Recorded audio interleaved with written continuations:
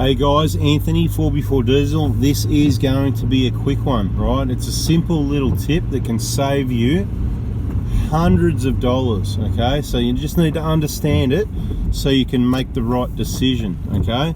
It's gonna be this, look, specifically, it's gonna suit Prado owners, okay? And we're talking the 1KD FTV and the 1GD FTV. It's also going to relate to other services and other vehicles, because if you look through your service schedule and have a look at what they're doing and why, you may be able to work out yourself what you should or shouldn't be doing. Now, don't worry about the picture, you know, I'm just driving down the road, going to drop off some parts to be sent and to get some parts and all that sort of stuff, but I've got this information for you, so I just kill two birds, kill three birds with one stone. That's pretty good, isn't it?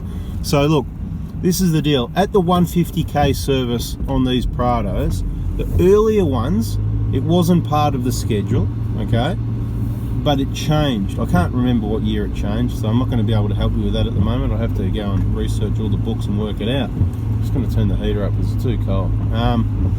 Basically, the fuel transfer pump, so there's the transfer pump filter that needs to be changed every 20,000. I'm totally agreeable with that.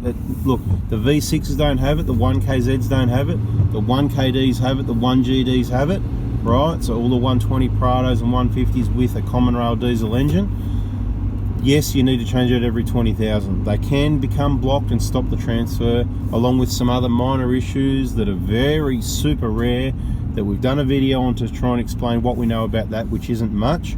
But I can tell you, we've never heard of a pump failing. I shouldn't say never. Maybe was there one or two out of a million, I don't know. Look, you may as well say never. So when they introduced that replacing the pump, that's have your tank drain down to low, that's pull your seats and carpet out, drop your whole tank out to replace a pump that's working perfectly good. It just seems totally dumb. In no other vehicle do you replace a pump. Sometimes you got to mess around with tanks to replace filters in tanks. They're a pain bad enough as it is, but look, depending what vehicle, sometimes you've got to do that. Or perhaps with a petrol you can wait till it becomes blocked, and then when it can't get through the fuel, higher revs, the engine sort of starves of fuel, and then you can go ahead and you know that's what it is. So there's two ways to manage that. That's another story. But this is our pump that generally transfers fuel. It either works or it doesn't. And when it fails, it's not usually the pump. So what I'm trying to say is, it's an expensive job. In my opinion, okay, the pumps, you know, what is it, a couple $100, whatever it is, right? Depends what brand you put in, new, genuine, whatever. A lot of work. It's going to cost you hundreds to do the job properly, clean, and not risk damage and contamination. I would suggest that it should be costing you close to $1,000 to do this job, right? Now, what a waste of money. In my opinion, let's just go to the 1KD FTV for it. We know every now and then an alternator fails, right? Not all the time, every now and then. It's a very small percentage, but it's certainly more common than a fuel transfer pump failing. Now, if we're going to spend, again, about the same money for an alternator fitted, you know, somewhere up getting close to $1,000 again for a genuine, depends what you put in there and who you get to do the job, how much you want to pay, all that sort of thing, right? But what I'm saying is, if it's about the same cost and it's more likely the alternator is going to fail, I would rather replace your alternator, you know, part of the big front engine job. Then it's every single bearing and whatever on the front of the engine, all the belts. We do everything except the alternator at the moment. Now, I'm not trying to tell you I want to do the alternator. I wouldn't waste your money on it. I'd rather you brought a cheap eBay special spare for 150, 200. Even better if you went hubbies with your mate or three mates or four mates or five, and you've got a spare there and you just put it on temporarily if it fails, and it's probably not going to happen anyway, but if it does, and then when you get back, you get your genuine fixed or replaced. Genuine is the go, right? But I still don't want to do that. So why would I want to do your fuel transfer pump? The only reason we'd want to do it is if you want to do it. But I want you to understand, that's why I made this video, understand there's money to be saved.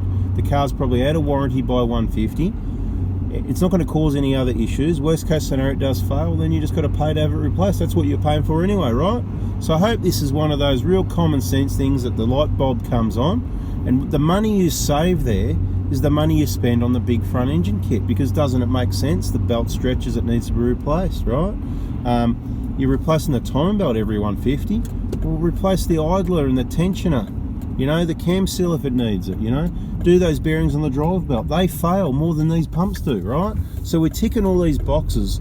Again, very rare failures, but very small percentages. But let's tick the boxes and go, yep, bearings are done, belts are done, idler's done, tensioner's done, water pump's done. Let's get all that done with the money you've just saved from not getting that water pump done. You can get the, fuel pump, right?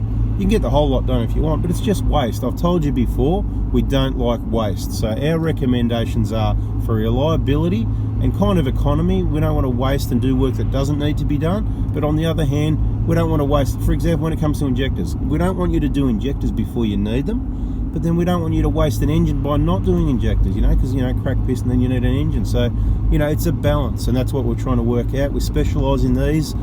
That's the deal anyway, guys. We're going off topic again. It's not about injectors. It's about that. Understand, 150,000 K, check your book. It'll say fuel, you know, replace this fuel pump. If we're going to go into your tank, I want to replace the whole unit, okay? The whole assembly with a sender unit and all the working bits and pieces. If we're going to go in and do that major job, I want to get it done 100% like new so we don't have to go in there again for a long time. So let's risk it. Let's let it go to 2, 3, 4, 500,000. It's probably not going to fail anyway. Right now we're driving a 120 that's done nearly 400,000 Ks. It's never been changed.